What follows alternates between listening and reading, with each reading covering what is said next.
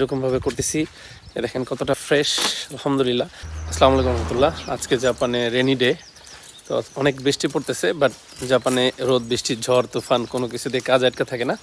তো আমরা খুব সুন্দর চমৎকার একটা কান্ট্রিতে গাড়ির এই পার্টসগুলো এক্সপোর্ট করতে যাচ্ছি। এটা আপনারা অনেকেই জানেন, মরিশাস খুব সুন্দর একটা কান্ট্রি, যেখানে খুবই আপনার সাগরের যেই সবুজ পানি ওইখানে গেলে দেখা যায়। তো আমরা ওই দেশে এরকম সুন্দর একটি দেশে এরকম সুন্দর সুন্দর পার্টসগুলো সাপ্লাই করব। তো এই যে এই গাড়িগুলো ম্যাক্সিমাম টয়োটা, ভিটস আছে, আরও কিছু গাড়ি আছে, আকোয়া আছে। এই গাড়িগুলো আমরা সব বডি পার্টসগুলো খুলে ফেলছি।